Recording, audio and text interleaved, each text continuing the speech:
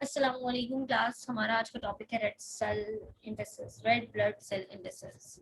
हम भी पढ़ेंगे कि क्या होता है actually, what they are and how they are being counted.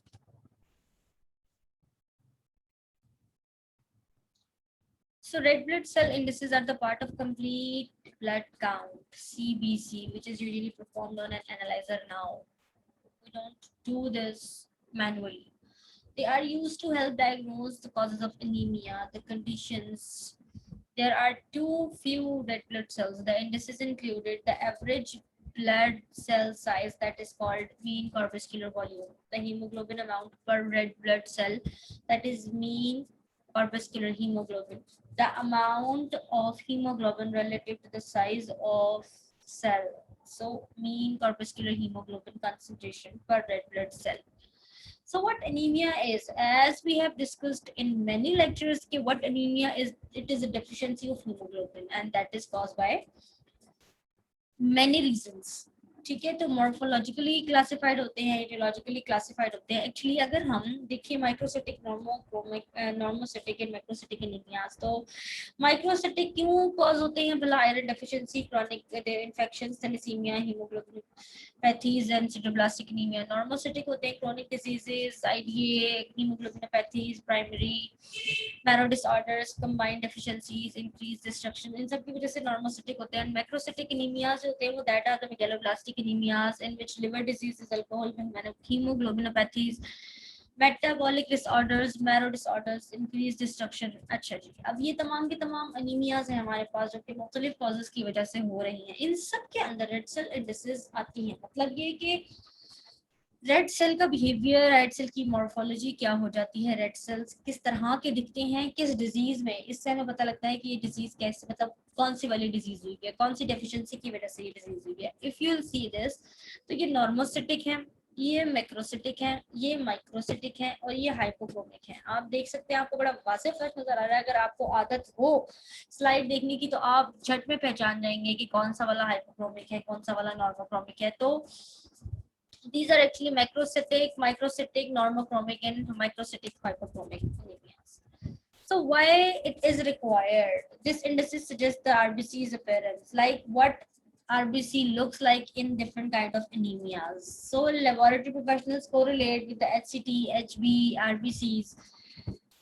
अच्छा, ये हमारे पास कुछ फॉर्मूलाज हैं, हम आगे जाकर देखेंगे तो हमें पता लगेगा कि एमसीवी का अलग फॉर्मूला है, एमसीएच का अलग फॉर्मूला है, एमसीएचसी का अलग फॉर्मूला, आरडीडब्ल्यू अलग से फाइंड किया जाता है। So there are some normal ranges for them, like MCV का इसने बताया हुआ है कि 87 प्लस माइनस 7 पिकोलीटर में आता है। नॉर्मल रेंजेस में हमारे पास अगर आ रहा है तो वो नॉर्मल साइड से, अगर हाई हो जाएगा तो वो मैक्रो साइड से, लो हो जाएगा तो वो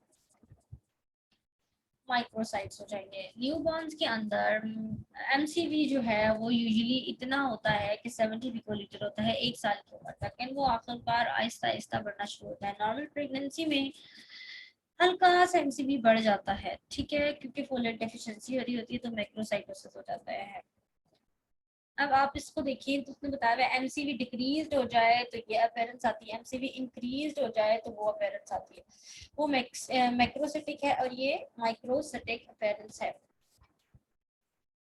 MCH का इसने बताया हुआ है कि ये formula MCH qualifies the amount or the weight of hemoglobin per RBCs that is measured in picogram. The normal values included 29 plus minus 2 picograms per cell, and that is calculated as hemoglobin in grams per 100 ml of blood divided by the RBC count in million.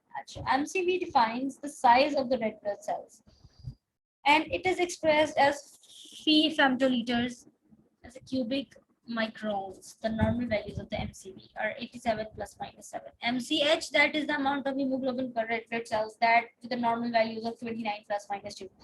And MCHC indicates the amount of hemoglobin per unit volume. Contrast to the MCH, MCHC correlates the hemoglobin content with the volume of the cell.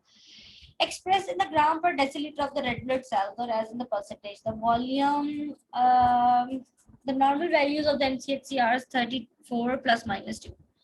MCHC is usually expressed as a gram per deciliter, and the RDW represents the coefficient of the variation of the red blood cells volume distribution, and expressed as in percentage. Like the normal value of RDW is 13 plus minus 1.5%. So these are the G formulas. If you see MCV के लिए क्या formula है तो 100 ml of blood divided by red blood cell count.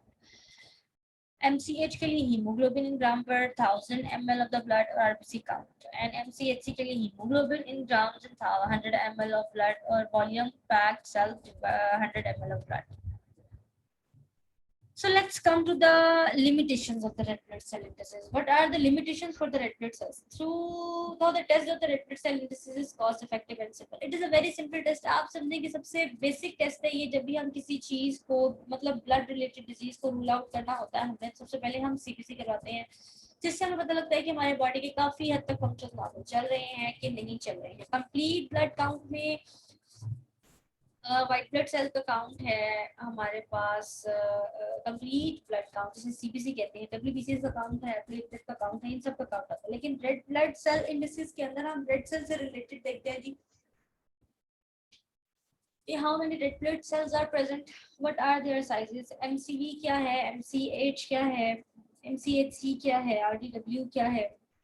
So it is a screening test, not a diagnostic test. So MCV is not reliable when anisocytosis is present.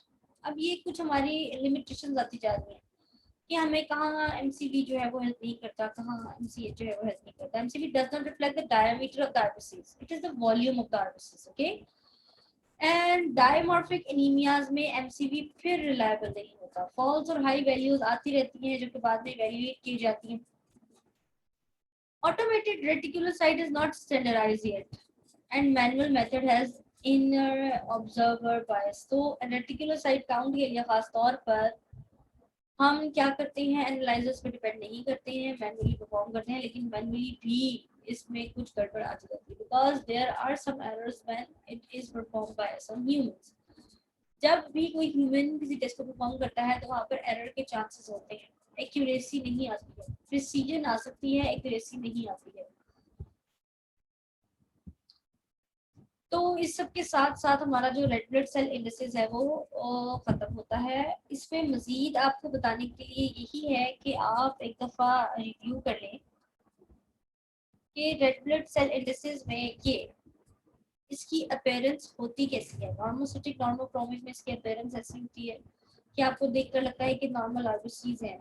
Macrocytic में इतने large हो जाते हैं कि बीच का जो वो होलो पोर्शन है वो नजर ही नहीं आता. और मैक्रोसिटिक है और हाइपोक्रोमिक है तो इसमें देखिए इसका कलर ही चेंज हो रहा है.